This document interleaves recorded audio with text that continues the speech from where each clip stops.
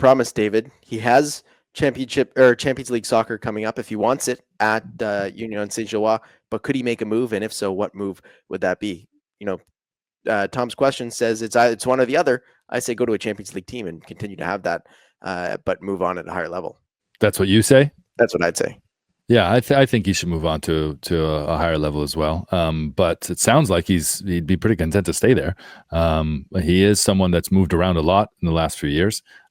Perhaps he just likes sleeping in the same bed. We do, I think, discount that a lot. He's got some good friends in the team. He likes the club situation that he's in. Like, I can see him, wanting to experience this moment that they earned. I think several players have felt that way in the past, and that I think that weighed on Jonathan David's mind over the last few years as they achieved things at Lille, which is maybe why he wasn't as serious about moving and ended up seeing out his entire contract. I do think that Promise David's going to be very coveted, and he's going to have a lot of offers put in front of him.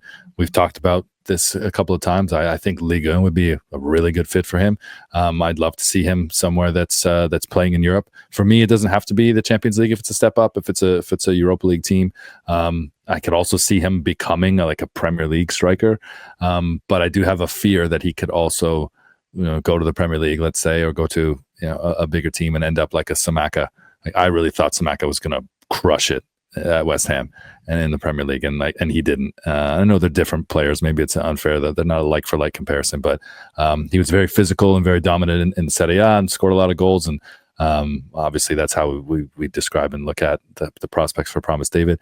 I want to see him in the Champions League. I would prefer to see him somewhere other than Union Saint-Gilloise, but we'll see how it plays out for him. Well, there's a category, or there's categories that I split these players in. There's the need to move. That's like the Jonathan David, like a guy who needs to move. Heck, you can even throw guys like Kyle Larin that for their sake ahead of a World Cup, they need to move. Promise David is kind of in that Moise Bombito, Alistair Johnston category of want to move, but doesn't need to move. And I think that's important because for all of them, they can move and it could elevate their careers. Like Johnston, Bombito, Promise David could all go to the new levels at big teams. At the same time, it's a World Cup year. You could also completely throw off all good momentum that they have in Europe. And I think that is for guys in those situations who are at good teams in winning environments, all in Champions League environments, by the way. Cool that we could see all those guys playing Champions League potentially against each other.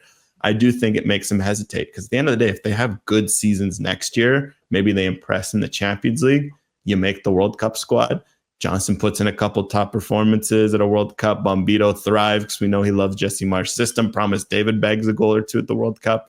All of a sudden, your stocks, you're going from talking about moving to a mid-table team in Liga if you Promise David to like maybe PSG starting to look at him. So I do wonder if just that factor as well, the World Cup factor, just because having talked to, some players about it, Dane Sinclair was one because of course, he's got a fascinating contract situation going up. He's kind of admitted, like, for these players, they're looking at what will be the best thing for my World Cup career. And sometimes that might not be what's best for their club career. And it's a bit of an interesting dichotomy to kind of deal with as a player. Jordan Wilson dropped a great line on One Soccer in talking about Jonathan David. He said a coach told him a long time ago, you don't get rich on your first contract or your second even. You get rich on your third.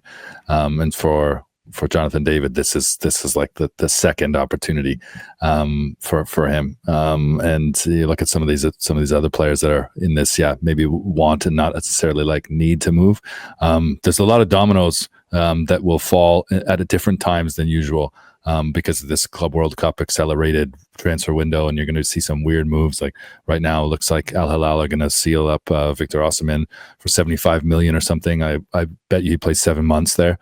5 months injured, but he'll play the Club World Cup. Like, could that influence a rush in the market here in the next couple of weeks? In terms of Jonathan David, we've heard that they wanted to get it done soon, like before the Gold Cup ends, maybe before even the Gold Cup starts. So I do wonder if maybe there's going to be a bit of a rush in some of these moves and some of these decisions. As far as our Canadian players are concerned, I hope that they take the time and they make the decision that they truly feels best for them, not just the one that seems the most attractive in the moment.